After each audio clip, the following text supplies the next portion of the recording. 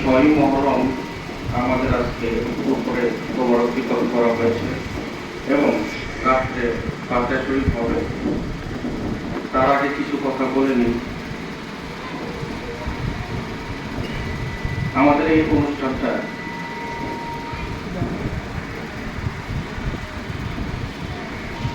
ওনার নাম আশা হযরত ইমাম হোসেন আলাইহিস সালাম ওনার স্মরণে করা হয়।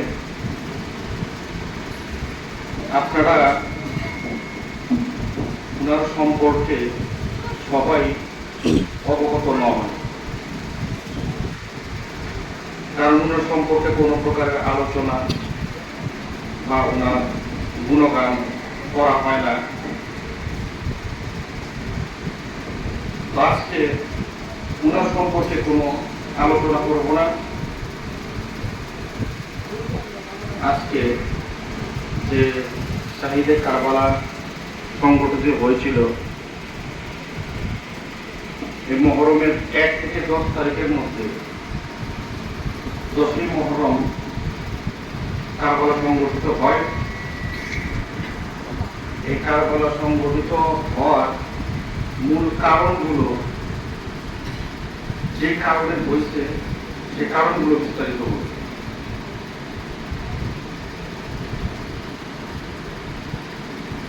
কারবালা আসলে এটা ছিল আমাদের রাব্বুল আলামিনের পূর্ব নির্ধারিত একটা, পূর্বে থেকে নির্ধারণ করা হয়েছিল আমাদের রাব্বুল আলামিন যে শাহিদে কারবালা হবে। পূর্বে নির্ধারিত বলতে যখন পৃথিবী সৃষ্টি হয়নি, কোনো কিছুই আল্লাহ তাআলা সৃষ্টি করেনি, পাক পাঞ্জাতন সৃষ্টি করেছেন, আমাদের পাক পাঞ্জাতনের নূর সৃষ্টি করেছেন, তখন থেকে শাহিদে কারবালা সংগঠিত হবে সেই বিষয়ে রাব্বুল আলামিন বলছেন। আর এটা পূর্ব নির্ধারিতই ছিল, কিন্তু এই কারবালা সংগঠিত হওয়ার মূল কারণ যেটা, যে কারণে আমাদের এই কারবালা সংগঠিত হয়েছে, সেই কারণগুলো আসলে অনেকে জানে না। এই কারণগুলো হচ্ছে হিংসা,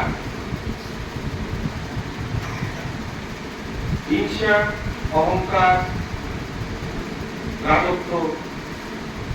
মূলত এই জিনিসগুলো পাওয়ার আকাঙ্ক্ষার কারণে কারবালা সংগঠিত হয়েছে।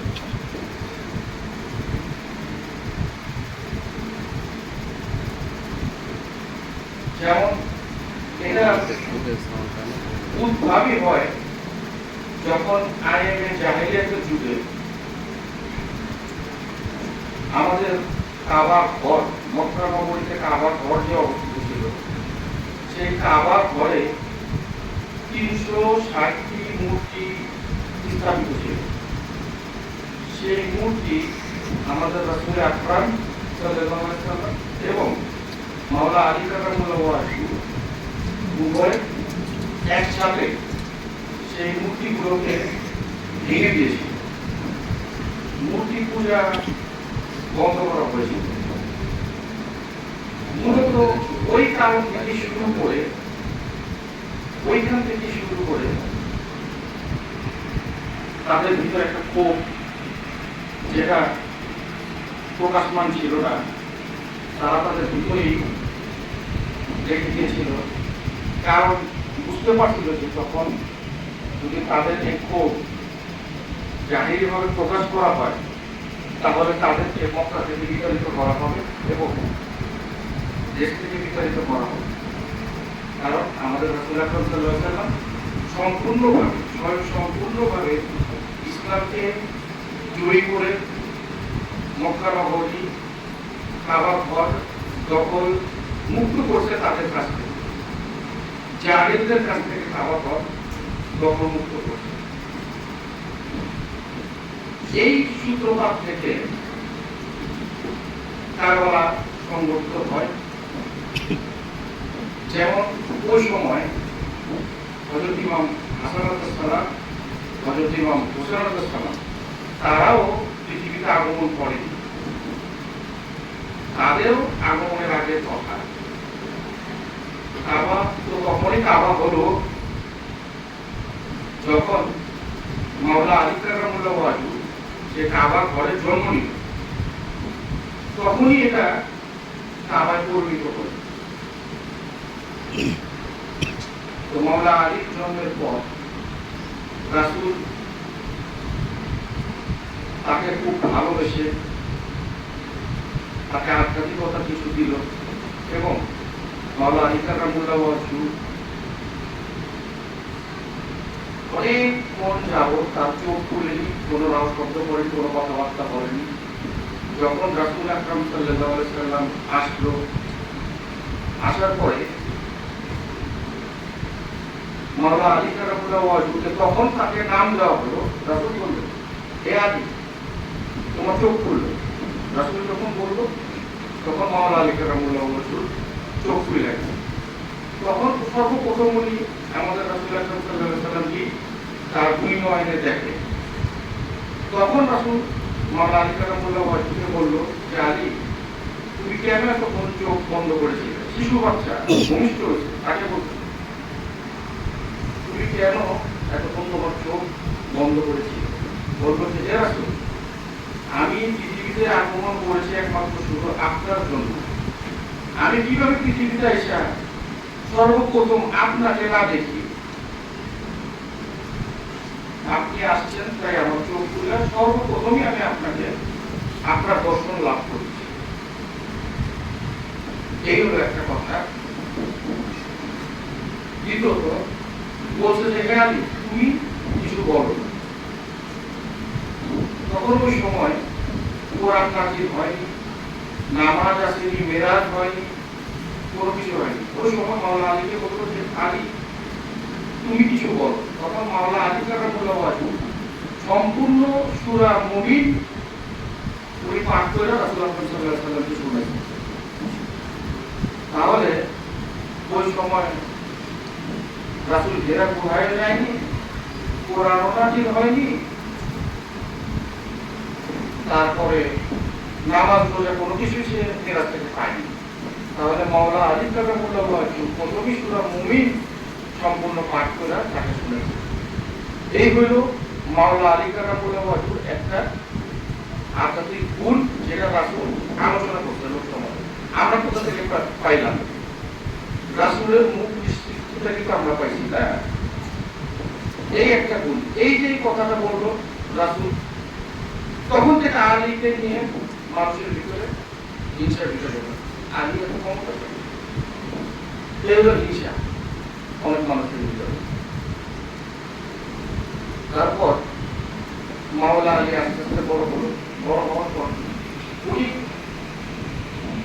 সর্বকনিষ্ঠ মানে সর্বছোট বয়সে রাসূল আকরাম সাল্লাল্লাহু আলাইহি সাল্লামের কাছে হাতে হাত দিয়ে বায়াত গ্রহণ করেছেন। উনার চেয়ে অল্প বয়সে কেউ রাসূলের কাছে বায়াত গ্রহণ করেনি। তো যখন ছোট অবস্থায় বায়াত গ্রহণ করতে গেল, তখন রাসূল আকরাম সাল্লাল্লাহু আলাইহি সাল্লামের কাছে তখন জিজ্ঞেস করলো, আমি আপনার কাছে বায়াত গ্রহণ করবো। তখন রাসূল বললেন, ঠিক আছে, তুমি যখন বায়াত গ্রহণ করবে তাহলে তোমার মা বাবার অনুমতি দিয়ে আসবে, তোমার মা বাবার অনুমতি লাগবে। তখন মাওলা আলীকে পাঠাই দিল। মাওলা আলী চলে গেল তার মা বাবার অনুমতি আনার জন্য। তো মাওলা আলী কারামুল্লাহ ওয়াজু তার মা বাবার কাছ থেকে অনুমতি না নিয়েই রাসূলের কাছে আয়েশা বলল যে, হে রাসূল, আমাকে বায়াত গ্রহণ করা। তখন রাসূল বলল, তুমি তোমার মা বাবার কাছ থেকে অনুমতি নিছো না? প্রথমে তাকে বায়াত গ্রহণ করাইছে, বলছে যে হ্যাঁ আমি অনুমতি নিয়েছি। এটা বলার পর তাকে বায়াত গ্রহণ করাইছে। বায়াত গ্রহণ করানোর পর রাসূল বলছে যে, তুমি তোমার মা বাবার কাছ থেকে অনুমতি কেন নাও?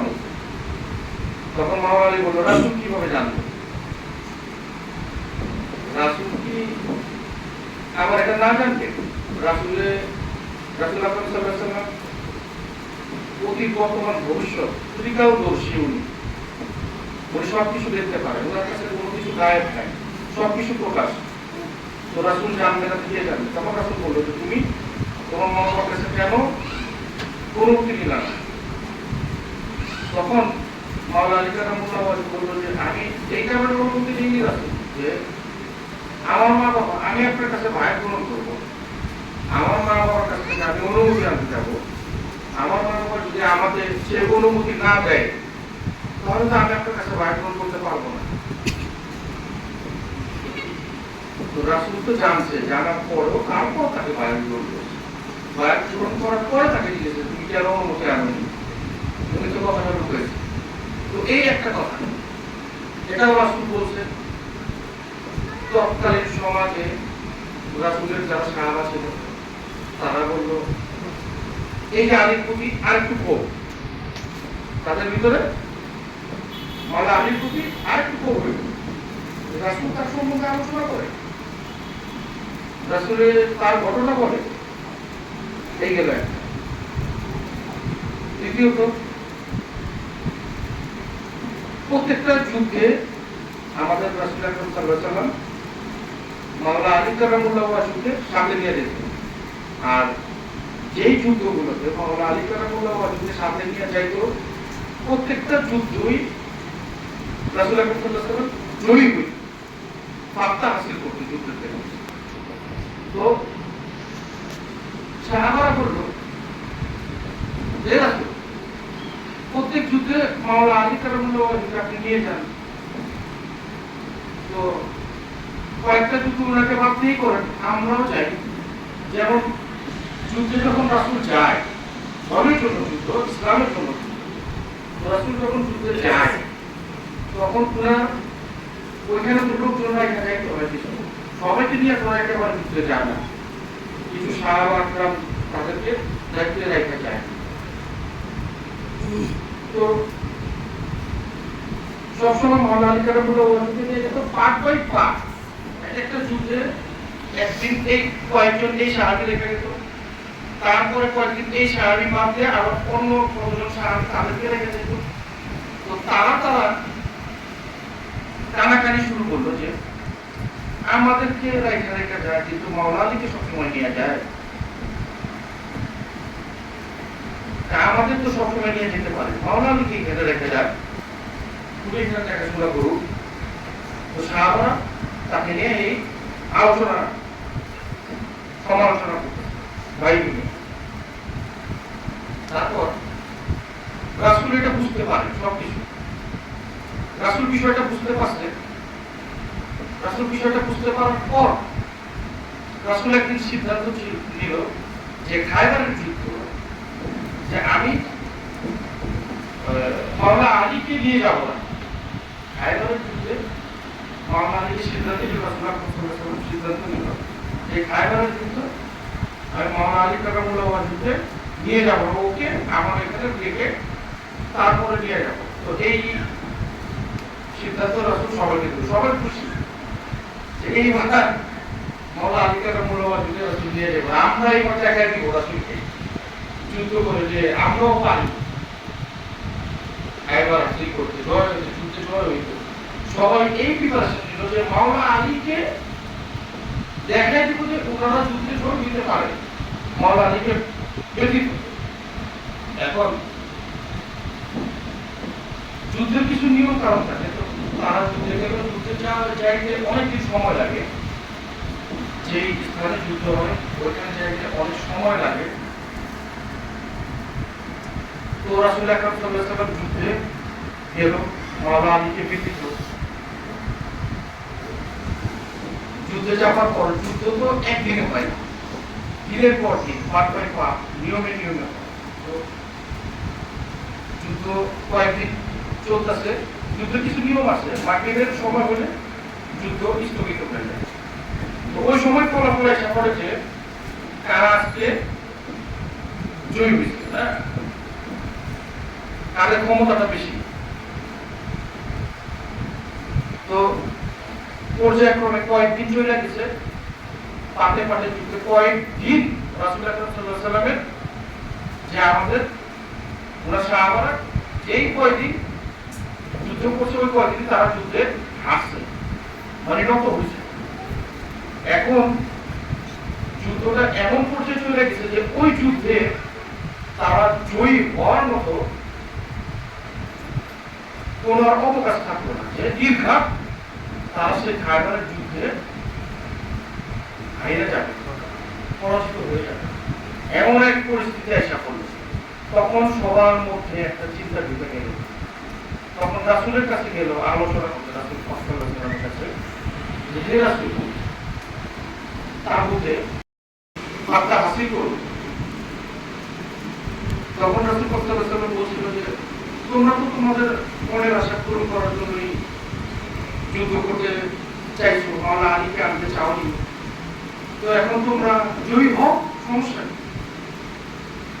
না রাসূল, আপনি একটা সিদ্ধান্ত নেন, আমরা এই যুদ্ধে জয়ী হতে পারবো না, আমরা এখন কি করব, কিভাবে এই যুদ্ধে জয়ী করব? তো যুদ্ধের আছে মাত্র আর 2 দিন, 2 দিনে ফাইনাল ডিসিশন। এই 2 দিনে যুদ্ধে যে কোনো একদল জিতে যাবে, যে কোনো একদল কি মানে ওরাই জিতে যাবে, অপোজিট যারা আছে, ধর্মের বাইরে যারা আছে, তারাই জিতে যাবে যুদ্ধে। তো রাসূল সাল্লাল্লাহু আলাইহি ওয়াসাল্লাম বললো যে যুদ্ধে সেই ময়দানে যেতে না হলে 7 দিন সময় লাগে যাইতে, আবার ওখান থেকে আইতে 7 দিন লাগে, তাহলে 14 দিন সময় ব্যতীত হয়। তখন রাসূল সাল্লাল্লাহু আলাইহি ওয়াসাল্লাম সব সাহাবাদের নিয়ে বললো, আসো আমরা একটু দোয়া করি সাহাবাদের নিয়ে। তো সেই তাবুর মধ্যে রাসূল সাল্লাল্লাহু আলাইহি ওয়াসাল্লাম সাহাবাদের নিয়ে দোয়া করতেছে, হাত তুলে দোয়া চেয়েছে, দোয়া করতেছে। দোয়া শেষে রাসূল সাল্লাল্লাহু আলাইহি ওয়াসাল্লাম বললো, যাও ওই যে একটা তাবু আছে না, ওই তাবুর পিছনে যায় দেখো একজন দাঁড়ায় আছে, তাকে নিয়ে আসো। সব সাহাবারা গেল, ওই তাবুর পিছনে যায় দেখলো যে মাওলা আলী কারামুল্লাহ ওয়াজহু দাঁড়ায় আছে জুলফিকার হাতে। তারা সবাই অবাক, কিভাবে সম্ভব? আমরা এই মাত্র দোয়া করলাম, মাওলা আলীকে খবর পাঠাতে হবে, এখান থেকে যেতে 7 দিন সময় লাগবে, সে খবর দিবে, তাকেও আনতে আলীকে 7 দিন সময় লাগবে। আমরা এখন দোয়া করলাম, রাসূল বললো যে ওখানে যাও, মাওলা আলী। তো মাওলা আলীকে তারা দেখে তাদের বুকটা বড় হয়ে গেছে, এখন এই আলী মাওলা আলী এসে। তো যুদ্ধের মধ্যে অপোজিট যে দল, তারা কিন্তু জানে না যুদ্ধে মাওলা আলী আছে। তারা যদি জানতো যে মাওলা আলী কারামুল্লাহ ওয়াজহু আছে, তাহলে তারা একটু দমন থাকতো। তারা কিন্তু জানে না যে মাওলা আলী কারামুল্লাহ ওয়াজহু যুদ্ধে আছে। তো যুদ্ধ যখন তারপরের দিন সকালে আরম্ভ হলো, আক্রমণ যখন গেল, তো মাওলা আলী কারামুল্লাহ ওয়াজহু সব ঘটনা বলছে যে আমরা আর জয় হতে পারবো না এই পরিস্থিতি যুদ্ধ। তো মাওলা আলী কারামুল্লাহ ওয়াজহু এমন ভাবে আক্রমণ করলো, তার জুলফিকার দিয়া একজনকে এমন ভাবে আঘাত করছে যে ঘোড়া সহ ওই লোক দ্বিখণ্ডিত হয়ে গেছে, ঘোড়াটা সহ দ্বিখণ্ডিত হয়ে গেছে। এখন এই পরিস্থিতি থেকে অপোজিট দল বলতেছে যে এই যুদ্ধে মাওলা আলী আছে। তার যে জুলফিকারের পাওয়ার, সেই পাওয়ারের কারণে ঘোড়া সহ 2 টুকরা হয়ে গেছে। তার মানে যুদ্ধে ফার্স্ট যে মাওলা আলী কারামুল্লাহ ওয়াজহু আছে। অনেকে বলতেছে না নাই, নাই, তাহলে এক কাজ করো, যেই ব্যক্তিকে হত্যা করছে ঘোড়া প্লাস তার বডি দুটোটাকে একসাথে আনো, তাহলে ঘোড়া আর তার বডি দুটোটা একসাথে আনলো। আনার পরে বলে কি, এই দুইটাকে পাল্লার মধ্যে মাপো। এখন দুইটাকে পাল্লার মধ্যে মাপা থাকে, কাটায় কাটায় দুটোটা এক সমান। মাওলা আলী কারামুল্লাহ ওয়াজহুকে তাকে 2 টুকরা যে করছে, সেই টুকরাটা কাটায় কাটায় এক সমান, কোনটার মধ্যে 100 গ্রাম বেশিও না কমও না। তখন বললো 100% মাওলা আলী কারামুল্লাহ ওয়াজহু, কারণ উনি কখনো ভেদভাব করে না, ওনার ভিতরে 2 নাই, উনি ন্যায়ের প্রতীক, উনি ন্যায় ভাবে, উনি যে একটা বার করে, উনি যে একটা আঘাত করে, সেটার মধ্যে ন্যায়ের পরায়ণতা থাকে, এটার মধ্যে ভেদাল থাকে না। কাটায় কাটায় 2টা টুকরা সমানে সমানে হচ্ছে। তখন তারা বুঝে গেল মাওলা আলী কারামুল্লাহ ওয়াজহু যুদ্ধে আছে। তারা তো তার কথা শুনি না, এই জিনিস দেখে এমনি দুর্বল হয়ে গেছে। তারপরে সেই খায়বারের যুদ্ধে সারা মাত্রা হাসিল করে আসলো। মাওলা আলীর গুণকীর্তন শুরু হয়ে গেল। এই যে গুণকীর্তন শুরু হয়ে গেল, এখানেও আবার মানুষের ভিতরে তার প্রতি হিংসা পড়ে। এই যে প্রথমে কি চারটা মূর্তি, তারপরে এই যে মাওলা আলীর যে সুনাম করতেছে রাসূল, এইটা এগুলা হইতেছে, আর বিভিন্ন মানুষের ভিতরে মাওলা আলীর প্রতি ক্ষোভ জন্ম হইতেছে। এই খায়বারের যুদ্ধ গেল, খায়বারের যুদ্ধের পরেও রাসূল বিদায় হজ যখন হবে, বিদায় হজের শেষ ভাষণও বলল। তারও আগে আরো অনেক ঘটনা আছে। একদিন রাসূল আকরাম সাল্লাল্লাহু আলাইহি ওয়াসাল্লাম বিদায় হজের শেষ ভাষণে বলল, মান কুনতু মাওলা লিহাযাল আলিমুল মাওলা, যে আমি যার মাওলা আলী তার মাওলা। মানে আপনাকে তোমরা মাওলা আলীকে স্মরণ করবা, আমি যার মাওলা আলী তার মাওলা। তো সবাই এটাকে অগ্রাধিকার দিচ্ছে, সবাই মাইনে দিচ্ছে, সবাই মাইনে দিচ্ছে। তার মধ্যে অনেক ব্যক্তি ছিল যারা মন থেকে মাইনে নেন যে আলীকে নিয়ে একটা কথা কেন বলে রাখে। এই যে তাদের ভিতরে কূটনীতি। মাওলা আলীকে এই ঘোষণায় ঘোষিত করলো, সবাই তার কাছে বায়াত গ্রহণ করবো। প্রতিটি সিদ্ধ কাকে দিয়ে গেল? রাসূল মাওলা আলী কারামুল্লাহ ওয়াজহকে দিয়ে গেল। তো মাওলা আলী কারামুল্লাহ ওয়াজহকে দিয়ে গেল প্রতিটি সিদ্ধ, তখন মাওলা আলী কারামুল্লাহ ওয়াজহ প্রতিটি সিপাইল, কিন্তু তাকে প্রথমেই দেওয়া হয়নি। এখানে আরো অনেক বড় ঘটনা, এই ঘটনা বলা যাবে না, অনেক সময় লাগবে। তারপরে একদিন আরবের মক্কা নগরীর মানুষ যখন আমাদের রাসূল আকরাম সাল্লাল্লাহু আলাইহি ওয়াসাল্লামকে হত্যা করার উদ্দেশ্য তাদের ভিতরে উপনীত হইল যে এবার মুহাম্মদকে আমরা শেষ করে দেব। তো রাসূল আকরাম সাল্লাল্লাহু আলাইহি ওয়াসাল্লাম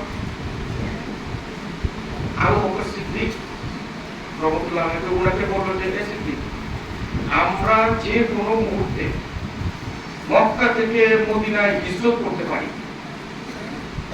তুমি রেডি থেকো। আবু বকর সিদ্দিক বলল, আবু বকর সিদ্দিক সজাগ হয়ে যে কোনো মুহূর্তে রাসূল আমাকে নিয়ে যেতে পারে। তো রাসূল আকরাম সাল্লাল্লাহু আলাইহি ওয়াসাল্লাম যখন মক্কা নগরীর সেই জালেমগণ রাসূলকে হত্যার উদ্দেশ্যে গমন করল রাসূলের কাছে, তখনই রাসূল সাল্লাল্লাহু আলাইহি ওয়াসাল্লাম আবু বকর সিদ্দিককে নিয়ে চলে গেল মক্কার থেকে মদিনার উদ্দেশ্যে হিজরত করতে বাধ্য হয়েছে উনি। তো হিজরত যখন চলে গেল, তো রাসূল আকরাম সাল্লাল্লাহু আলাইহি ওয়াসাল্লামের বিছানায় বইলা গেল যে আলী তুমি এখানে শুয়ে থাকো। মাওলা আলী কারামুল্লাহ ওয়াজহ তার বিছানায় শুয়ে গেল, বলল মদিনায় তোমার সাথে দেখা হবে, তোমার সাথে মদিনায় দেখা হবে। এই কথা শোনার পর মাওলা আলী আরো কঠিন ভাবে শুইল। মাওলা আলী বলল যে তার ঈমানটা কতটুকু দেখেন, যে পৃথিবীর কোন শক্তি আমাকে আজকে মানতে পারবে না, কারণ রাসূল বলে গেছে হে আলী মদিনায় তোমার সাথে দেখা হবে। এই কথা যেহেতু রাসূল বলছে, তাহলে পৃথিবীর কোন শক্তি আমাকে আর মারতে পারবে না। রাসূল বলছে মদিনায় তোমার সাথে দেখা হবে। এই গেল একটা ঘটনা। এই ঘটনাটা তাদের মনের ভিতরে খুব জমলো। তারপরে আরেকটা ঘটনা, সবচেয়ে বড় ঘটনা হচ্ছে যে রাসূলের যে বিছানা, সেই বিছানায় কাউকে শোয়ার কোনো অধিকার নাই। সেই অধিকার কে পাইল? একমাত্র মাওলা আলী কারামুল্লাহ ওয়াজহ পাইল, যিনি রাসূলের সেই বিছানায় শায়িত হইল। মাওলা আলী কারামুল্লাহ ওয়াজহ সেই ক্ষমতাটা পাইল। এটার জন্য তাদের ভিতরে অনেক দ্বন্দ্ব। এই যে দ্বন্দ্ব কিভাবে বাড়তেছে, এখান থেকে কারবার তাদের ভিতরে আবার দ্বন্দ্ব। তারপরে যখন ওই লোকেরা সবাই আসলো মাওলা আলী কারামুল্লাহ ওয়াজহ, ওরা দেখলো মাওলা আলী তো রাসূল না, মাওলা আলী। এর আগে অনেক ঘটনা আছে, তারা বলছে যে মারা একটু চেহারাটা দেখে মোহাম্মদের চোখে একটা ভয় দেখবো, সে মারা যাবে, তার একটা ভয় দেখতে চাই। এটা দেখার জন্য ওরা উঠেছে গেল, ওরা এখানে যে মাওলা আলী, তারা দেখে তো ঠান্ডা হয়ে গেছে যে এর সাথে তো আর মারা যাবে না। তখন বললো যে তোমার সাথে আমাদের কোনো ঝগড়া নাই, রাসূলের সাথে আমাদের। তো মাওলা আলী তার মতো তার তো হুকুমে জানি তাদেরকে মেরে ফেলো। রাসূল বলছেন যে তোমার সাথে দেখা হবে মদিনায়। তো মাওলা আলী তো এই চিন্তা আছে কখন মদিনায় যাবে। যখন মাওলা আলী মদিনায় প্রবেশ করলো তার সাথে আরো কয়েকজন লোক নিয়ে গেল। মাওলা আলী যখন মদিনাতে প্রবেশ করলো তখন মাওলা আলীর সাথে যারা ছিল তাদের সবাইকে পরিচয় করাই দিতেছে, দেখো এটা তোমার ভাই, এটা তোমার ভাই, এটা তোমার ভাই। আলীর সাথে যারা গেছে তাদেরকে পরিচয় করা দিতেছে, এই দেখো মক্কা থেকে আসছে, এরা তোমার ভাই, এরা তোমার ভাই। তখন মাওলা আলী মনে মনে কষ্ট পায় যে আমিও তো গেছি, রাসূল সবাইকে ভাইয়ের পরিচয় বলতেছে, আমাকে কেন পরিচয় করা দিতেছে না। তখন মাওলা আলীকে যখন বলবে, আলী তুমি কি চিন্তা করো, রাসূল তো মনের খবর জানে, তুমি কি চিন্তা করো, তোমাকে ভাই বলে পরিচয় করাই দিব এদের সাথে, তোমার মর্যাদা এদের চাইতে অনেক বেশি, তোমার মর্যাদা এদের চাইতে অনেক বেশি, তুমি এদের ভাই না, তোমার মর্যাদা এদের চাইতে অনেক বেশি। এই যে কথাটা যে বললো খুব ঢুকলো সবার ভিতরে, ভাই ভিতরে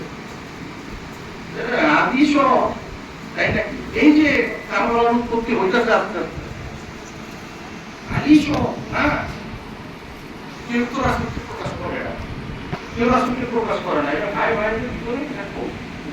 আলীকে নিয়ে এই, আলীকে নিয়ে সেই, আলী অমুক, আলী তমুক, হ্যাঁ আমি যার মাওলা, আলী তার মাওলা, সবসময় আলীকে নিয়ে এত গুলো হয়, এটা ভাইদের পছন্দ। তো এরকম করতে করতে এই দলগুলো আস্তে আস্তে তাদের ভিতরে ঢুকতে শুরু করলো। এইভাবে ঢুকতে ঢুকতে মাওলানা আলী রাদিয়াল্লাহু আনহু আমাদের রাসূলকে পর্যন্ত তারা তাদের রাগ এবং ক্ষোভ এমন পর্যায়ে চলে গেছিল যে রাসূলের প্রতি তাদের ঈমান দুর্বল হয়ে গেছে। তাদের ক্ষোভটা এত পর্যন্ত চলে গেছিল যে রাসূলের পর্যন্ত দুর্বল হয়ে গেছে। রাসূল যখন ওরা শ্রেষ্ঠ বোন চলে যাব, যে বলছে যে একটা খাতা কলম আনো, আমি মাওলানা আলী সম্পর্কে কিছু ওসিয়ত করে যাই, তার সম্পর্কে কিছু ওসিয়ত করে যাই, একটা খাতা কলম আনো, ওসিয়ত করে যাই, আমি লিখে দেই। তো ওমরে ফারুক বাধা দিল যে রাসূল দরকার নাই, আপনার অসুস্থ, আপনি আবার তখন কইতেন যে রাসূলের মুখের বাণী থেকে আমরা কোরআন শুনছি, যার কথা ঈমান আছে, যার কথা বিশ্বাস না করলে কাফের হয়ে যাব, মুনাফিক হয়ে যাব, সে তার কথা বলতেছে যে আপনি হিতে জ্ঞান দেয়, আপনি উল্টাপাল্টা বলতেছেন। তো রাসূল এমন রাগ হয়েছে, সবাইকে বলছে তোমরা এখন আমার ঘুম থেকে বের হও, সবাই প্রধান করে বলছে বের হও তোমরা সবাই। রাসূল রাগ হয়েছে, এমন পর্যায়ে গিয়ে তারা রাসূলকে পর্যন্ত ছাড় দেয়নি। মাওলা আলীর ক্ষোভটা এত পর্যন্ত চলে গেছে যে তারা রাসূলকে পর্যন্ত ছাড় দেয়নি, তাদের ক্ষোভ এত পর্যন্ত। মাওলা আলী কারামুল্লাহ ওয়াজহুর মেয়ে ফাতেমা জোহরা, ওনাকেও তারা নৃশংসভাবে অন্যায় অত্যাচার অবিচার করছে। ওনার গর্ভের একটা সন্তান ছিল, সেটাও নষ্ট হয়েছে। কার কারণে? এই সমস্ত বিষয়ের কারণে, এই সমস্ত বিষয়ের কারণে। তো তাদের ক্ষোভটা এত দূর পর্যন্ত ছিল, তখন তারা কতটুকু বেয়াদবি করছে। রাসূল চলে গেল, রাসূল তো তার দুঃখে কষ্টে আমি চলে যাবো। তো আলীকে যখন অভিষিক্ত করে দিল, তারপর রাসূল যখন পর্দা করে, ওফাত করে, তখন রাসূলের দেহ মোবারক 3 দিন পর্যন্ত তারা সমাধি করতে আসেনি। রাসূলের তারা গদি নিয়ে মিটিং করছে, যে গদিতে কাকে বসানো যায়। এদিকে রাসূল চলে গেছে, নবী চলে গেছে, তার দেহ মোবারক নিয়ে বসাতে 3 দিন পর্যন্ত ছিল। এই দেহ মোবারক মাওলানা আলী কারামুল্লাহ ওয়াজহু, ইমাম হাসান হোসেন ফাতেমা, আরো কয়েকজন সাহাবী ছিল, তারা মিলে সমাধিত করছে। তো রাসূল এক সময় একদিন বলছিল যে এমন একদিন সময় আসবে মাওলানা আলী কারামুল্লাহ ওয়াজহু মাটির ঘোড়া সওয়ারি করবে, কিন্তু তার তলোয়ারের সামনে পৃথিবীর কোন শক্তি টিকবে না। খবরদার তোমরা কেউ তার ওই সময় তোমরা তার সামনে যায় না। নারে তাকবীর, আল্লাহু আকবার, নারে রিসালাত, ইয়া রাসূলুল্লাহ, নারে হায়দারে, ইয়া আলী। তোমরা রাসূল বলে গেছিল তার ওয়াফাতের পূর্বে এমন একদিন সময় আসবে যে মাওলা আলী কারামুল্লাহ ওয়াজু মাটির ঘোড়া সামনে করবে এবং জুলফিকার তার হাতে থাকবে। তোমরা কেউ তার সামনে যাও না, পৃথিবীর কোন শক্তি তাকে পরাজিত করতে পারবে না।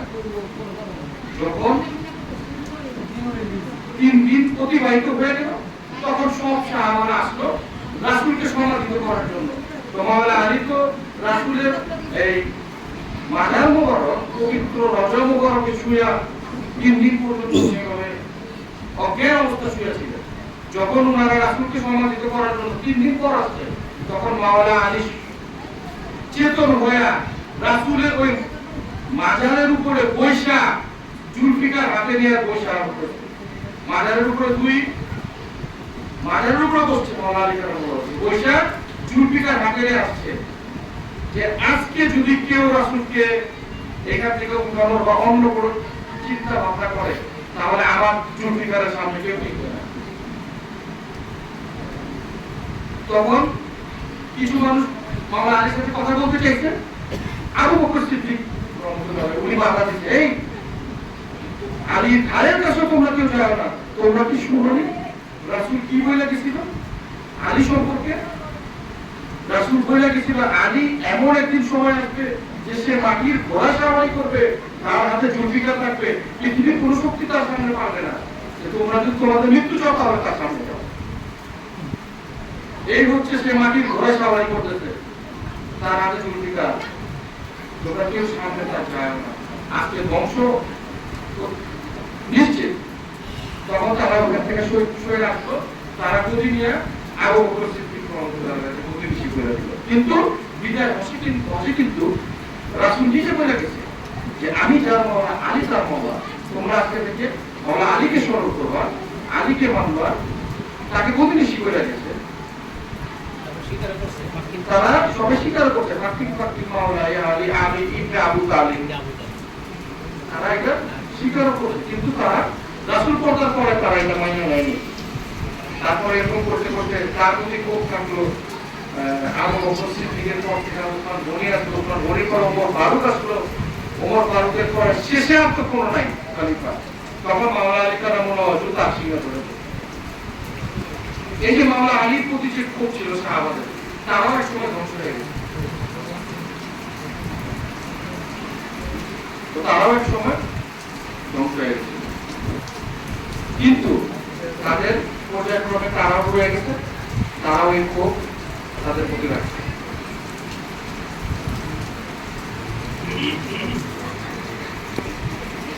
এর আগেও বলছিল যে আলী আপনি এটা কেন রাখবেন সিংহাসন দিতে যান না। তো আলী বলে আমার রাসূল আমাকে এর চেয়ে অনেক মর্যাদাশীল সিংহাসনে রাখছে, আমি এই সিংহাসনে কোনো প্রয়োজন নাই।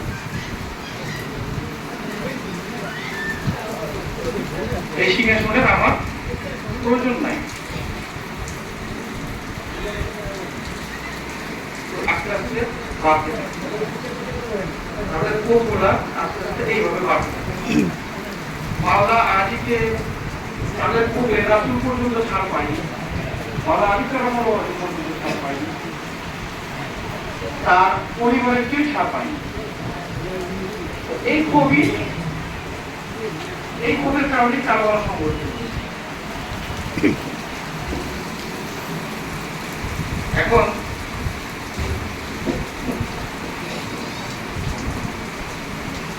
রাসূল এক সময় বলছিল যে সাহাবারা রাসূলকে জিজ্ঞেস করছে আমরা মুমিন এবং মুনাফিক কিভাবে চিনব?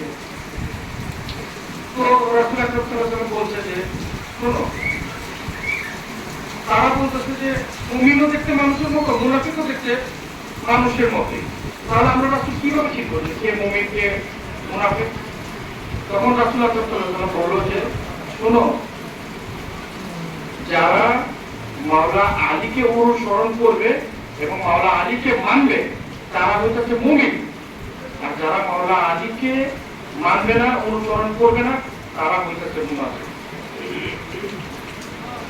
এই যে একটা কথা লোক সমাজে বলবো, এটাও একটা কোপ তাদের ভিতরে, এটাও একটা কোপ। মাওলানা আলীকে নিয়ে, তার পরিবারকে নিয়ে আরেকটা কোপের জন্ম হয়েছে। রাসূল প্রত্যেক কথায় মাওলানা আলীকে হাইলাইট, এটা তাদের পছন্দ হইতেছে না, এটা তাদের পছন্দ হইতেছে না। মাওলানা আলীকে হাইলাইট করবে সর্বক্ষণ। তো মুমিন মুনাফিক ছিলেন উভয় হইয়া দিলেন, খায়বারের যুদ্ধের কথা বলে দিলেন, সবসময় মাওলানা আলীর কোনো চিন্তন করলো। তারপর আবার বললো যে আমি আর আমার মাওলানা ব্যতীত, আমি আর আমার খোদা ব্যতীত আলীকে কেউ শিখতে পারি। মাওলানা আলীকে রাসূল বলতেছে আমি আর আমার খোদা ব্যতীত মাওলানা আলীকে কেউ শিখতে পারেনি। তাহলে এরা চিনব কিভাবে? মাওলানা আলীকে কিভাবে চিনব? এই হলো ক্ষোভের পর্যায়ক্রমে ধীরে ধীরে ধীরে ধীরে তাদের ক্ষোভ প্রতিষ্ঠিত হইতেছে, ক্ষোভ প্রতিষ্ঠিত হইতেছে। তো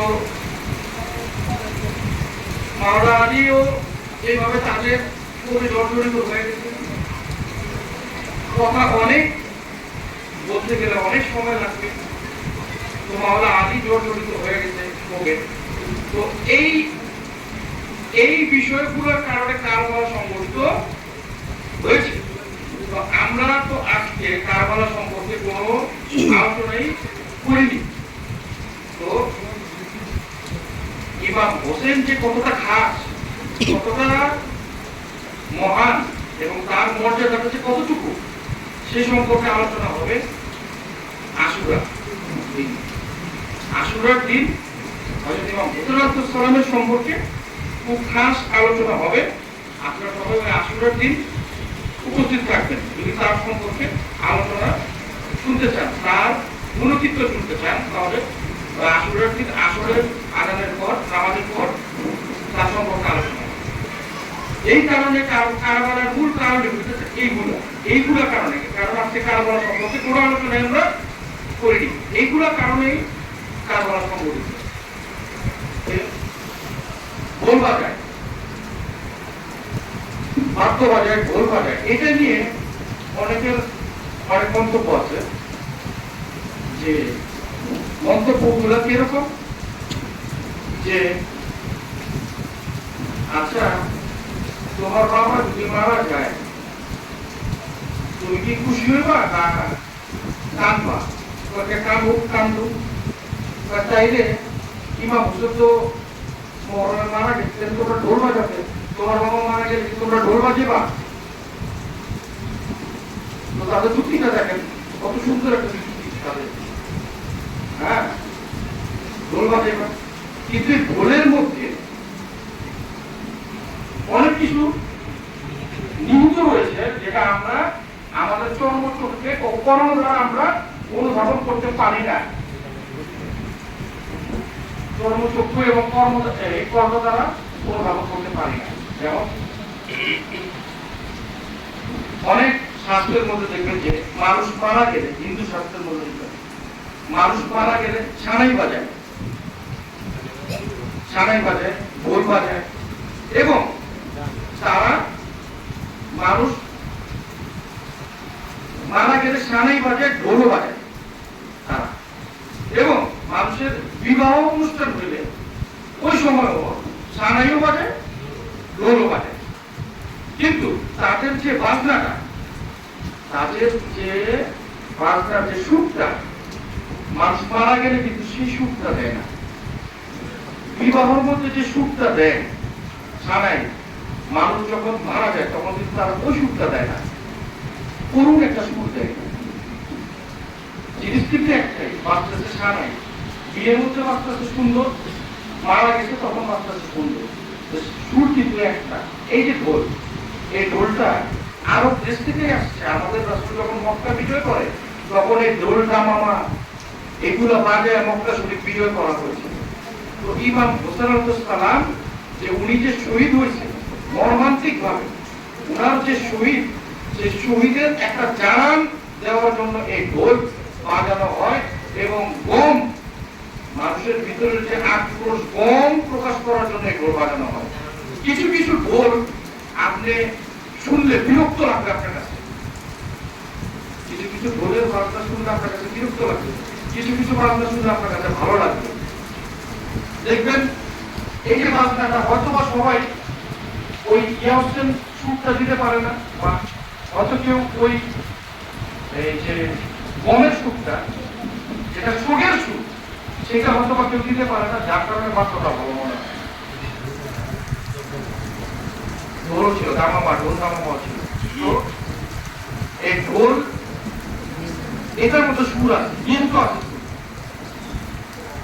কিভাবে নিয়মিত আছে? আমাদের মধ্যে যদি কোনো একজন মুক্তিযুদ্ধ করছে, মুক্তিযোদ্ধা বা কোন কর্নেল বা মেজর, উনি যদি মারা যায় বা কোনো জায়গায় শহীদ হয়, তো ওই কর্নেল বা মেজর বা মুক্তিযোদ্ধা তাকে রাষ্ট্রীয়ভাবে সম্মান দেওয়ার জন্য সরকার কি করে?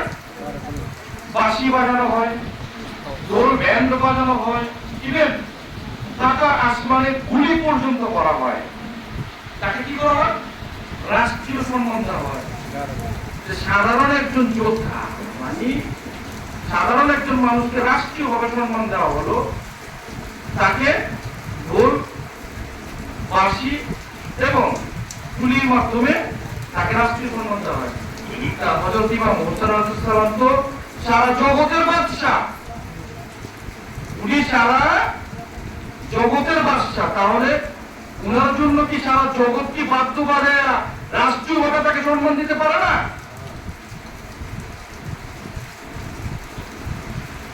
অবশ্যই পারে। এটা মানুষের ভুল ধারণা যে ঢোল বাজায় এটা খুশির জন্য না, এটা তাকে মানুষকে লোকদের স্মরণ করার জন্য বানানো হয়। আর লোকও দেখবেন যে ঢোলটা শুনলে বুঝা যায় যে মহরম কোনটাকে এসে পড়ছে নাকি, মহরম মাসে এসে পড়ছে নাকি। যদি ঢোল বন্ধ করে দেয় কখন মহরম আসছে কখন মহরম গেছে, গ্যারান্টি দেবো কোনো মানুষ করতে পারবো না যে মহরম কখন আসছে কখন গেছে। এই ঢোলই জানান দিয়ে দেয় যে মহরম আইসা গেছে। বাজনার মধ্যেও অনেক কিছু বইয়া যায় যেটা আমরা শুনতে পারি না, বাজনার মধ্যেও অনেক কিছু আছে যেটা আমরা শুনতে পারি না বা বুঝতে পারি না। কিছু কিছু গান শুনলে আমাদের আনন্দ লাগে, আর কিছু কিছু গান শুনলে আমাদের বুক ফাইটা কান্না আসে, সে কান্না রাখা যায় না। একই সুর একই জিনিস কেন হয়? ফিলিংসের ব্যাপার, অনুভূতির বিষয়। এই বাদ্যর মধ্যে সবকিছু আছে। আমাদের পূজার ভুল আছে, তাই কেউ না যায় না। বাবা মারা গেছে কানবানি, অমুক মারা গেছে কানবানি, আমার দাদাকে যখন সমাধিত করা হয় বাদ্য বাজায় গ্যারান্টি দিয়ে সমাধিত করা হয়েছে। আমাদের এক চাচা মারা গেছে শাহবানের শাহাবুদ্দিন চাচা, রমজান মাসে মাগরিবের সময় ব্যান্ড পার্টি বাজায় ওনাকে সাহিত্য করা হয়েছে, তার সমাধিত করা হয়েছে রমজান মাসে মাগরিবের সময়। কেউ কোনো শব্দ করতে পারে, কারণ বাদ্যর মধ্যে অনেক কিছু বই আছে যেটা আমরা শুনতে পারি না। বাদ্যার মধ্যে অনেক কিছু বই আছে, সুরের মধ্যে অনেক কিছু বই আছে যেটা আমরা অনুধাবন করতে পারি না। অনেক কিছু উত্তর প্রশ্ন সবকিছু সুরের মাধ্যমে হয়ে যায়। তো এই বাদ্য আপনারা সেই বাদ্য মনে করবেন না। আমরা যে গান বা সামা করি সেটাকে অন্যদিকে নিয়ে যাবেন না। এগুলো সম্বন্ধে যদি নিষেধ থাকে, কোরআন হাদিস দলিল দস্তাবেজ কোনো জায়গায় যদি নিষেধ থাকে, আমরা অবশ্যই এগুলো করতাম না। আমরা কোরআন হাদিসের বাইরে না। যারা কোরআন এবং হাদিস না মানবে তাদেরকে মুসলমান বলে স্বীকৃতি দেওয়া যাবে না। কোরআন এবং হাদিস যারা না মানবে তাদেরকে মুসলমান বলে স্বীকৃতি দেওয়া যাবে না। তো এটাই কথা। তো কথা বললে শেষ হবে না, প্রায় রাত হয়ে যাচ্ছে, আমাদের ফাতেহার সময়, এখন ফাতেহা হবে। তো 10ই মুহররম বা আসর, পবিত্র আশুরা মুহররম, আশুরার সময় আমাদের রাসূলের নওয়াজ সাহেব হযরত ইমাম হুসাইন আলাইহিস সালাম সম্পর্কে ওনার সম্মান মর্যাদা সম্পর্কে আলোচনা হবে। আপনারা সবাই যদি তার সম্পর্কে জানতে ইচ্ছুক থাকেন, ওনার মর্যাদা কতটুকু সেটা জানার জন্য যদি ইচ্ছুক থাকেন, তাহলে আপনারা অবশ্যই ওই আসরের দিন আসরের নামাজের পর উপস্থিত থাকবেন। ওনার সম্পর্কে অনেকে অবগত নাই। যখন জানতে পারবেন তখন বুঝবেন যে তার মর্যাদা এবং শান ও শওকত কতটুকু আছে। 6 কোটি মুসলমান, 6 কোটি মানুষ কারবালার মধ্যে গত বছর চেহলাম শরীফের মধ্যে গেছে, মানে 40-এর মধ্যে গেছে। 6 কোটি মানুষ, প্রত্যেক বছরে মানুষ বাড়তেছে এখানে, প্রতি বছরে মানুষ এখানে বাড়তেছে শাহিদে কারবালার মধ্যে। 6 কোটি মানুষের মধ্যে অনেকে বলতেছে যে এটাকে হ্যান্ডেল কিভাবে করে, গভর্নর এটা কিভাবে হ্যান্ডেল করে। তখন একজন বলতেছে যে গভর্নর কিভাবে হ্যান্ডেল করব, যেখানে গভর্নর তাকে আপনার আমাদের হযরত ইমাম হোসেন সালাম যেখানে বাদশাহিত্ব করে, ইমাম হোসেন যেখানকার বাদশাহ, সেখানে এগুলো হ্যান্ডেল করা কোনো ব্যাপারই না। সারা বিশ্বের মানুষও যদি একত্র হয়ে কারবালা যায়, তখন শৃঙ্খলার মধ্যে মানুষ থাকবে, কোনো বিশৃঙ্খলা সৃষ্টি হবে না। এবার হচ্ছে 6 কোটি, সামনে এবার আরো হবে 10 কোটি, শেষ হবে না। ইমাম হোসেনের সম্মান শেষ হবে না। ঠিক আছে, আমাদের ফাঁকা হবে এখন ফাঁকা শরীফ হবে, আপনারা সবাই ফাঁকা শরীফে যোগদান করেন। নারে তাকবীর, আল্লাহু আকবার, রিসালাত, ইয়া রাসূলুল্লাহ, নারে হায়দারে, ইয়া হায়দারে, জিন্দাবাদ, হুসাইনিয়া, মুর্দাবাদ, এজিদিয়া, মুর্দাবাদ, এজিদিয়া, মুর্দাবাদ, হযরত কাজা ইসমাইল শাহ, জয় জয়, হযরত কাজা ইসমাইল শাহ, জয় হোক, জয় হোক, দয়াল বাবা কিরণ চিত্তে, জয় হোক।